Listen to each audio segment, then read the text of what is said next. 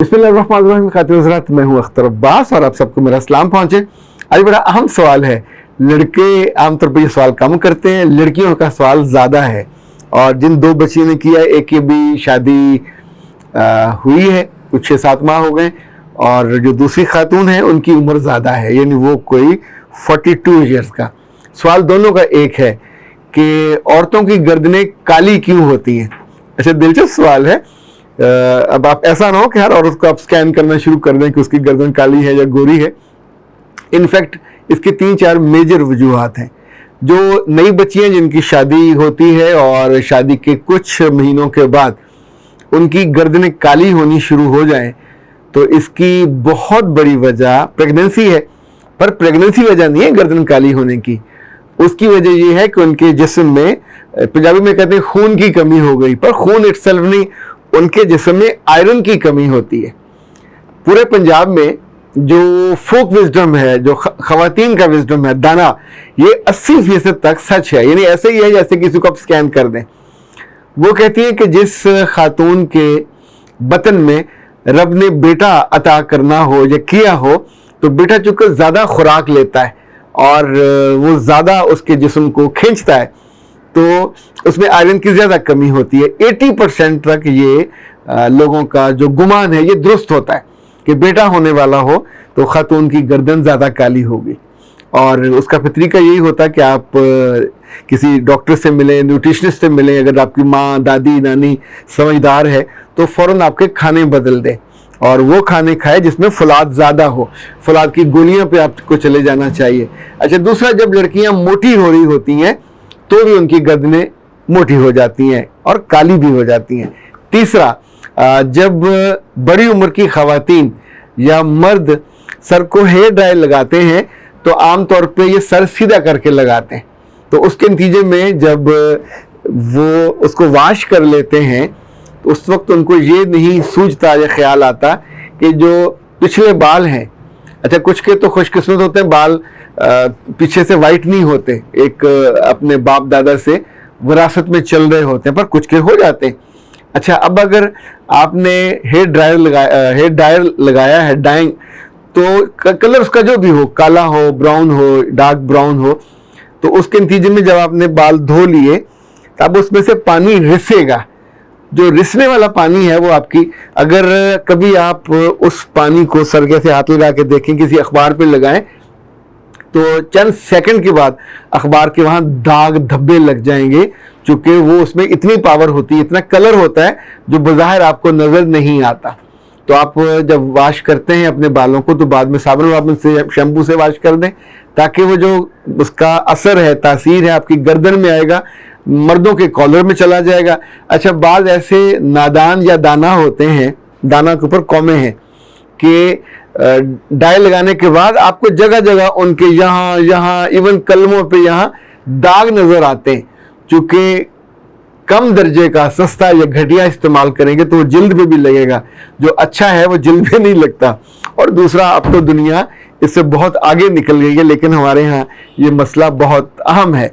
आप किसी गहरे रंग के, हाँ, अगर आपका सफ़ेद टावल है तो गलती से भी कभी डाई लगाने के बाद टावल इस्तेमाल ना कीजिएगा। वो गरीब का बच्चा सिर्फ पोछा लगाने के काबिल रह जाएगा, दोबारा आप उससे मुंह नहीं साफ कर सकेंगे, वो इतने दाग धब्बे लग जाएंगे। तो इट लुक्स ऑकवर्ड, बुरा लगेगा कि आपने वो करने वाला।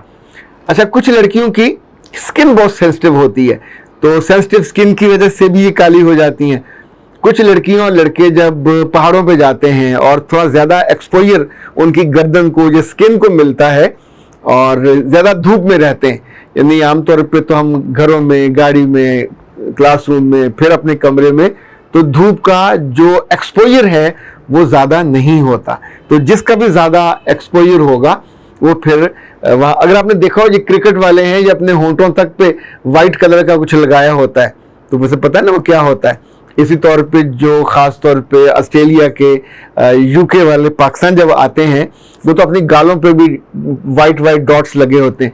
तो ये सन जो क्रीम होती है, उसका बेहतर हल ये कि आप सन ब्लॉक क्रीम लगाइए जब आपने कहीं ज़्यादा एक्सपोजर देना हो अपनी गर्दन को या चेहरे को। इवन ये जगह काली हो जाती हैं। जो लड़कियां या लड़के जब गाड़ी चला रहे होते हैं और जो बाजू या जो हाथ भी उनका नंगा रहेगा और उस पर धूप शीशे से बराह रास्त पड़ेगी, चाहे अंदर एसी चल रहा हो, तो वो जो धूप की शुआएं यहाँ आएंगी, इसका यहाँ से लेके यहाँ तक, इवन आप नोट करेंगे यहाँ वाइट कलर होगा, यहाँ इतना सा वाइट होगा। बाकी जो लड़कियां वाइट ग्लव्स इस्तेमाल करती हैं कपड़े का या प्लास्टिक का, उनका भी बचत हो जाती है।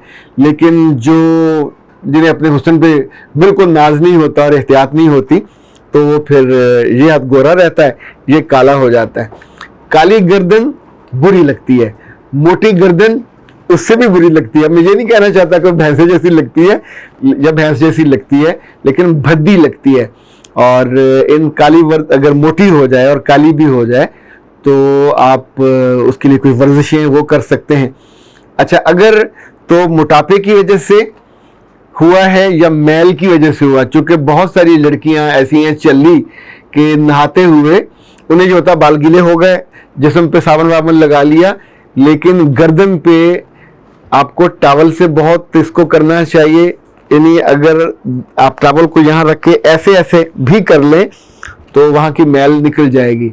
दूसरा, जो बाज बड़े अच्छे आते हैं, पंजाबी में तो उसे चावे कहते थे, तो आप स्क्रब इस्तेमाल कर सकते हैं। दूसरा, आपके वॉशरूम में या तो ईरानी फुट से एक बार पड़ा होता है, या बाज लड़कियां बहुत, या उनकी अम्मियाँ समझदार होती हैं, सासें समझदार होती हैं, तो प्लास्टिक के लंबे से मिलते हैं, वो भी बेसिकली फुट स्क्रबर ही होते हैं। तो आप अपनी गर्दन पे साबुन, नंगा कभी इस्तेमाल नहीं करना, तो गर्दन पे साबुन लगाइए, या पहले आप हाथों पे इस्तेमाल कर लें, हाथों पे साबुन लगा के, तो अब आपने धीरे धीरे, अच्छा ये जगह जो है ये काली होती हैं या ये जगह काली होती हैं। बाज़ दफ़ा मैंने कुछ देखे क्लिप्स, इस्तेमाल मैंने करके नहीं देखा, वो कहते हैं अगर यहाँ नुक्कड़ पे वो लगा दें टूथपेस्ट तो उससे फ़र्क मुमकिन है पड़ जाता हो। तो गर्दन का मैंने कभी ये टोटका इस्तेमाल किया नहीं, किसी को करवाया भी नहीं है, लेकिन अगर आप कुछ देर लगा के देख लें, किसी सियाने से पूछ लीजिएगा, लेकिन को बात समझ आती है कि अगर आप टूथपेस्ट यहाँ पर लगा के देख लें कुछ देर और फिर साफ कर दें टॉवल से, तो बहुत छील ना लीजिएगा। अच्छा, आप स्क्रब इस्तेमाल कर सकते हैं, जो स्क्रबर वहाँ साबुन लगाने के बाद धीरे धीरे उसको यहाँ ऐसे ऐसे कर सकते हैं। तो जिस्म का जो हिस्सा भी थोड़ा ब्लैकिश होने लगे, आप वहाँ रेगुलर साबुन लगा के, जो टॉवल आप मुंह पे फेरते हैं वो नहीं, जैसे अच्छे होटल्स में मुंह का टॉवल अलग होता है, बदन का टॉवल अलग होता है, तो आप टॉवल की एक लेयर को फोल्ड कीजिए। अब वहाँ जो उसके कपड़े की लेयर है साथ बाहर वाली सख्त, वो नहीं रहेगी बल्कि सॉफ्ट वाली रहेगी, तो आप उसको यहाँ रख के, तो अब धीरे धीरे ऐसे ऐसे ऐसे ऐसे, जैसे अगर आपने देखा हो तो शायद इश्तिहारों में बाज़ दफ़ा होता है, कुछ लोग बड़े स्टाइल से करते हैं, तो आप वो करेंगे तो वो भी हो जाएगा। अपने मोटापे को कम कर लीजिए, ठीक हो जाएगा। अपने आयरन की कमी को खाने से, टैबलेट से, और जो आपका मामूल है उसको ठीक कर लीजिए, तो भी इंशाल्लाह आपकी गर्दन काले होने की शिकायत दूर हो जाएगी। और जिन लोगों ने अपनी सुस्ती और लेथार्जिकपन की वजह से इस बैल का ख्याल नहीं किया, ज़ाहिर है इट लुक्स ऑकवर्ड। लड़कियों तो कॉलर भी नहीं होते, और कॉलर के बिना गर्दन ज़्यादा, अगर फर्ज करें आपने दुपट्टा भी नहीं लिया हुआ और बैठी हैं मज़े से, तो साथ वाले बैठने वाले को भी थोड़ा मुश्किल बुरा लगता है कि ये अपना टेक केयर नहीं करती। आपकी गर्दनें भी साफ रहें, आपके चेहरे भी साफ रहें, आपकी रूहें उससे ज़्यादा साफ रहें। इनफैक्ट ये जिस्म का, बदन का, चेहरे का साफ होना बहुत कम दर्जे का है खूबसूरत, पर अगर आपकी रूह खूबसूरत है तो यकीन मानिए आप बहुत लंबा अरसा खुश रहते हैं, अच्छा जीते हैं, ज़िंदगी में खुशी भी आती है, सुख भी आता है, आसानी भी आती है, और आपकी रूह ऐसे होती है जैसे उजली होती है। तो जिसकी रूह उजली हो वो फिर अपनी छोटी छोटी इन चीज़ों का भी ख्याल कर लेता है। अख्तर अब्बास को दीजिए इजाज़त। अस्सलाम।